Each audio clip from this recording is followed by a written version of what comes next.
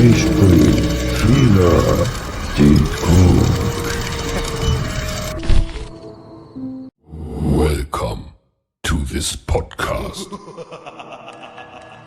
आज की कहानी यश के साथ घटी डर की एक सच्ची घटना पर आधारित है।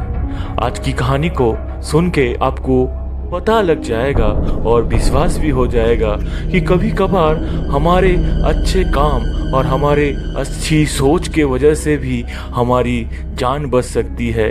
कई मुसीबतों से जो है हम अपने आप को निकाल सकते हैं। और कभी कभार अगर हमारे ऊपर कोई नेगेटिव पावर का आक्रमण होता है या फिर कभी हम लोग कोई पैरानॉर्मल या फिर भूतिया कब्जे में फंस जाते हैं तो हमारे अच्छे काम हमें उस मुसीबत से बचाती है।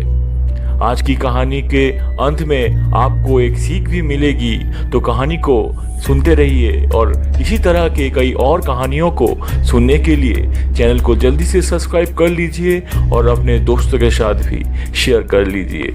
यस बेसिकली मेरा एक बहुत ही अच्छा फ्रेंड है और बहुत पहले से ही ये देखते आ रहा हूँ कि वो बहुत ही मेहनती लड़का है। दिन रात पढ़ाई लिखाई करता था, मेहनत करता था, इधर उधर कोचिंग लेते रहता था इस आशा में कि वो कभी ना कभी कोई ना कोई कॉम्पिटिटिव एग्ज़ाम को क्रैक कर लेगा और उसे एक सरकारी नौकरी ज़रूर मिल जाएगी। इसी तरह से कोशिश करते करते एक दिन उसे रेलवे में एक अच्छा पोजीशन में नौकरी मिल जाता है। और रिज़ल्ट आउट होने के बाद वो देखता है कि उसका पोस्टिंग का जो प्लेस है उसके घर से बहुत दूर है। तो उस जिस जगह पे उसकी पोस्टिंग हुई थी बहुत ज़्यादा उसके घर से डिस्टेंस होने के वजह से जो है उसके लिए ये संभव नहीं था कि वो डेली जो है वो घर से अपना ड्यूटी को पूरा करने के लिए ट्रैवलिंग करे। तो इसके वजह से उसे जो है उसके प्लेस ऑफ पोस्टिंग में अपने घर से जो है जाना पड़ता है अपने लगेज के साथ।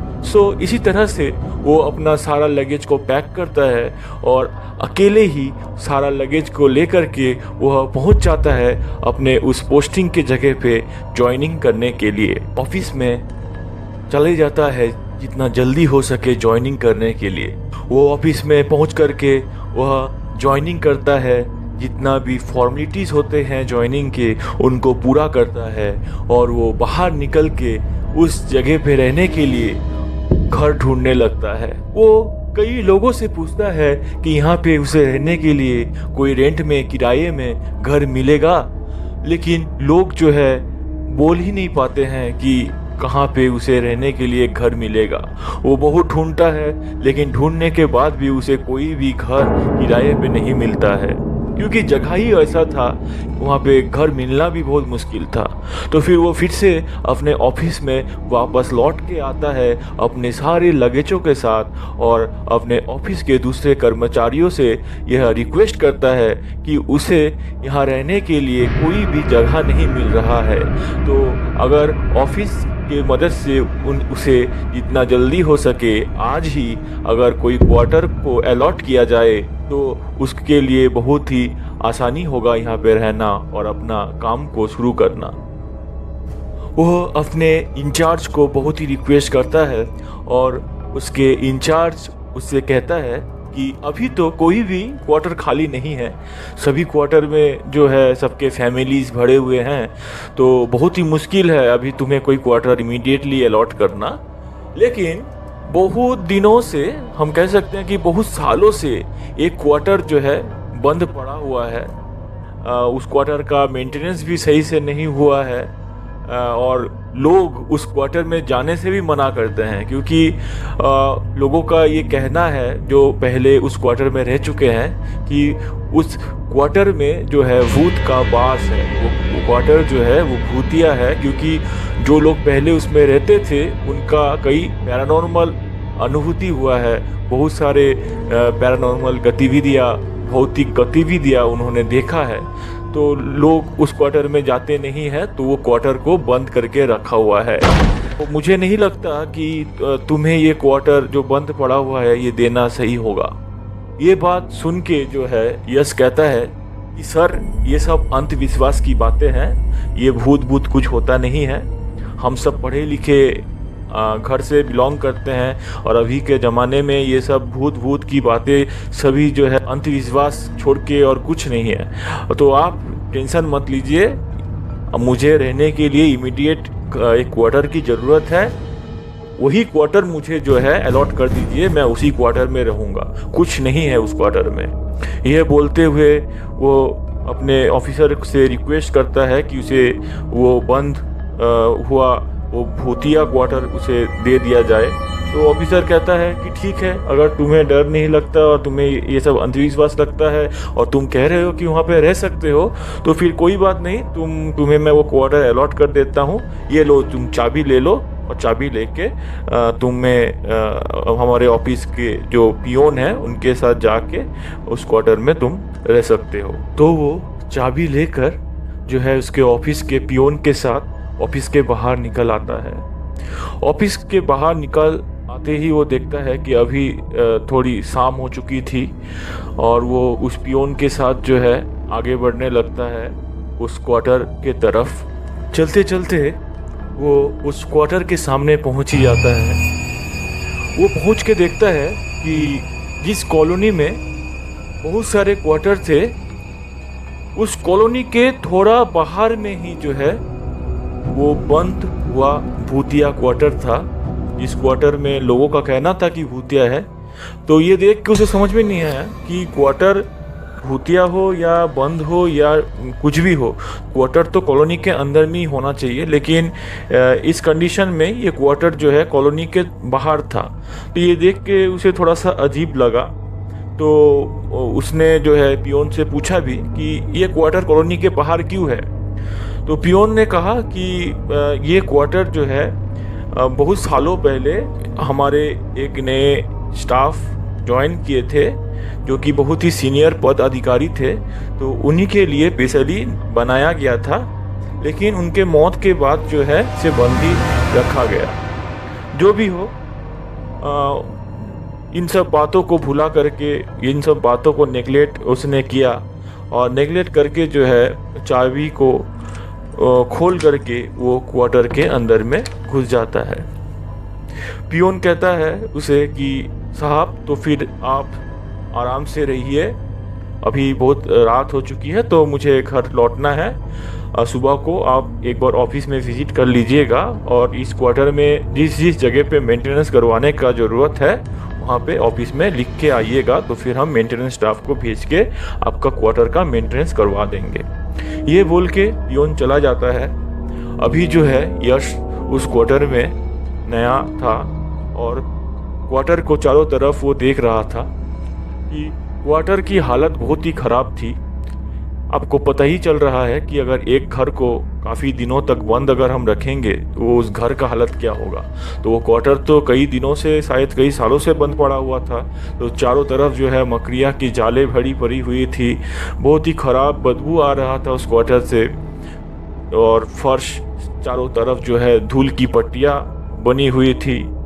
ये देख के यश थोड़ा सा घबरा गया कि वो कैसे इतना सारा जो है काम करेगा, क्वार्टर को कैसे वो साफ़ करेगा। जब तक वो साफ़ नहीं करेगा इस क्वार्टर में वो सांस भी नहीं ले पाएगा, बिकॉज क्वार्टर की हालत बहुत ख़राब है। और जब तक सुबह नहीं होगी तब तक कोई सफाई कर्मचारी भी उसे नहीं मिलने वाला उस क्वार्टर को साफ़ करवाने के लिए।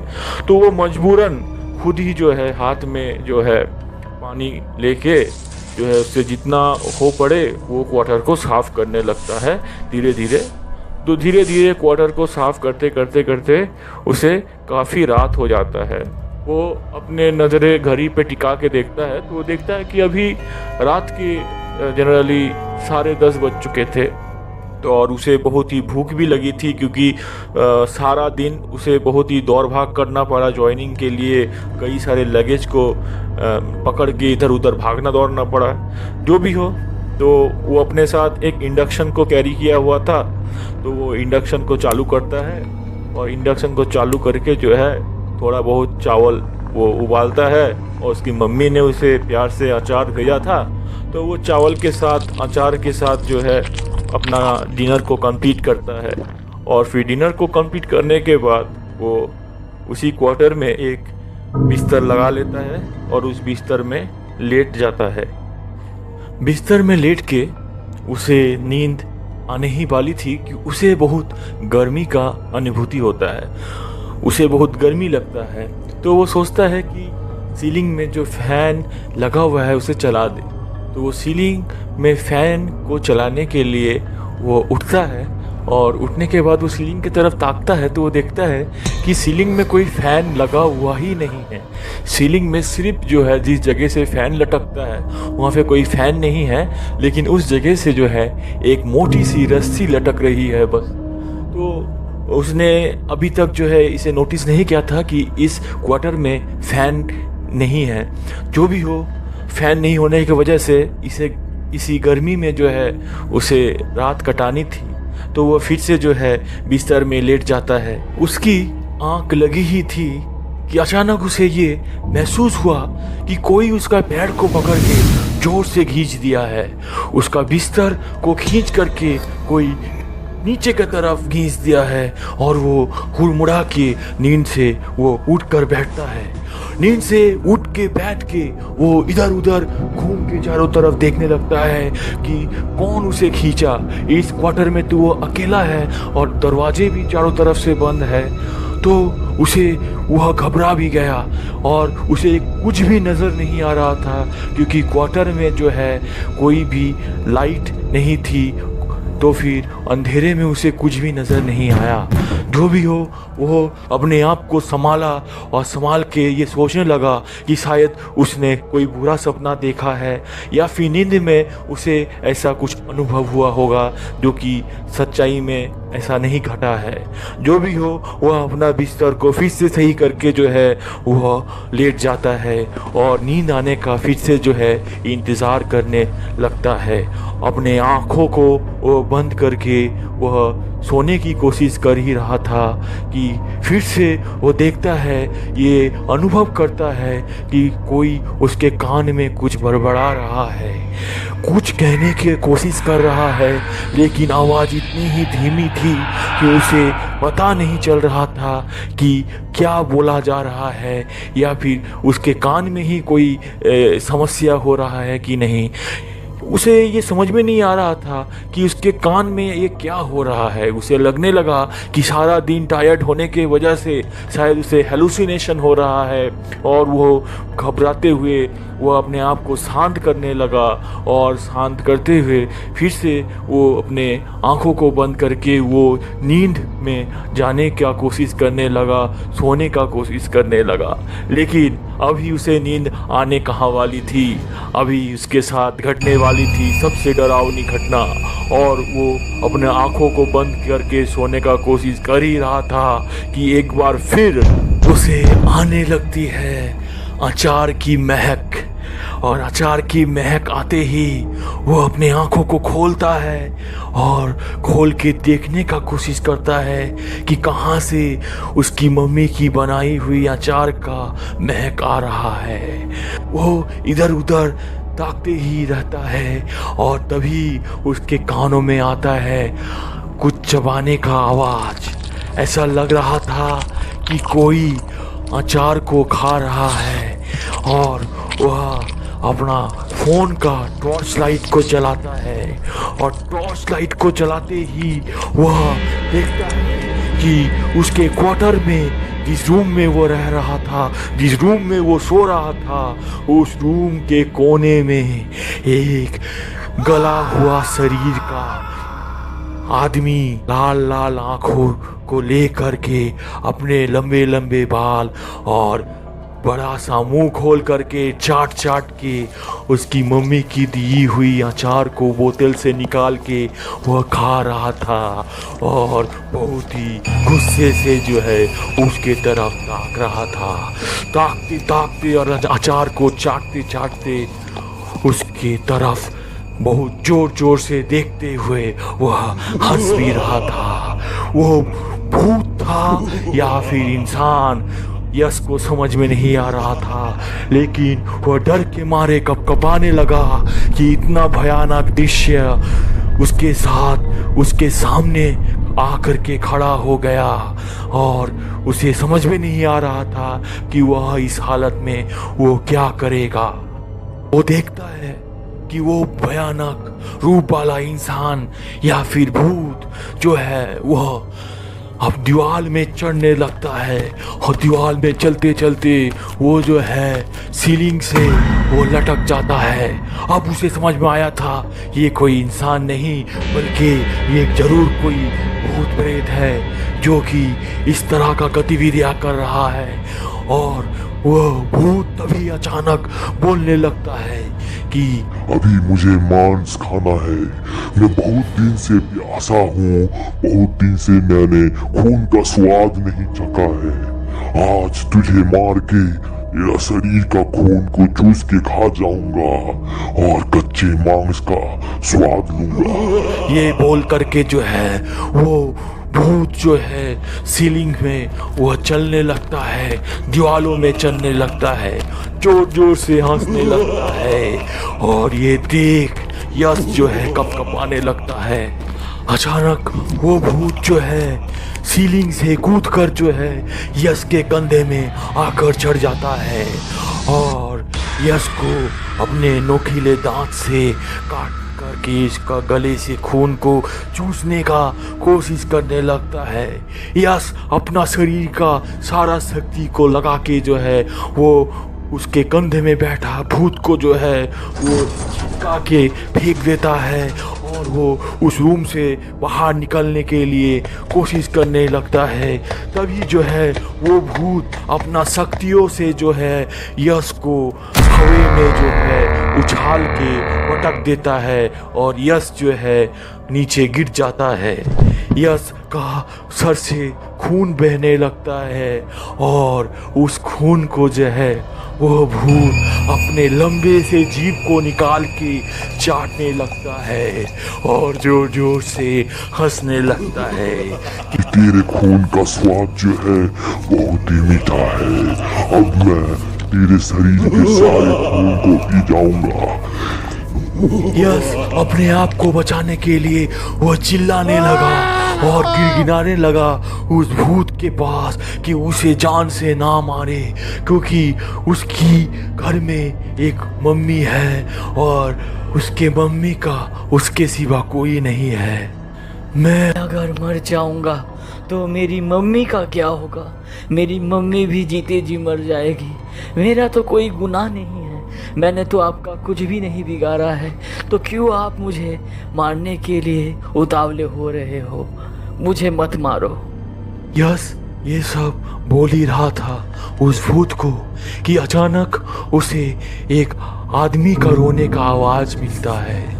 वो अपने गर्दन को ऊपर करके सीलिंग के तरफ ताकता है तो वो देखता है कि एक आदमी जो है एक टूल पे रोते हुए रो रो कर खड़ा हो रहा है और उस सीलिंग में जिस जगह पे फैन लटकने का जगह होता है वहाँ पे एक रस्सी को बांध रहा है। उस रस्सी को बांध कर एक फंदा बना रहा है और उस फंदे को जैसे ही वो आदमी अपने गले में देने ही जा रहा था कि यश दौड़ करके उस आदमी को आत्महत्या करने के लिए रोकता है। गले में फंदे देने से वो रोकता है और उस आदमी को पकड़ करके खींच करके उस स्टूल से नीचे गिरा कर ले आता है। जैसे ही उस आदमी को खींच करके नीचे गिरा देता है वो आदमी उसी भूत का रूप लेता है और वही भूत यश को कहता है कि मैं तेरी परीक्षा ले रहा था। तू कितना अच्छा इंसान है, तेरे कर्म कैसे हैं, ये मैं परीक्षा ले रहा था। आज तक इस क्वार्टर में कई सारे लोग आए हैं, लेकिन किसी ने भी मुझे बचाने का कोशिश नहीं किया है। सभी डर के मारे भाग गए हैं और जो भी मुझे बचाने का कोशिश नहीं करके भागने का कोशिश किए हैं, मैं सबको जो है मार डाला हूँ। इस क्वार्टर में तब से कोई भी नहीं आ सका। आज तू इस क्वार्टर में आया था, मैं भी तुझे मार डालता अगर तू मुझे मरने से नहीं बचाता। मैं तो मर चुका हूँ, लेकिन मुझे उस दिन कोई नहीं बचाया था जिस दिन मुझे मौत के घाट धकेला गया था। मुझे काम के प्रेशर में इतना ही डिप्रेशन हो चुका था कि मुझे आत्महत्या करने पर मजबूर हो चुका था मैं। उस दिन कोई नहीं बचाया था मुझे, लेकिन तूने इतनी मुसीबत में पड़ते हुए भी मुझे जो है बचाने का कोशिश किया, एक इंसान समझ करके। तुझ में इंसानियत है और यही इंसानियत को देख करके आज को मैं तुझे तेरी जान को राहत देता हूँ। लेकिन सुबह होते ही ये क्वार्टर को छोड़ के तू चले जाना।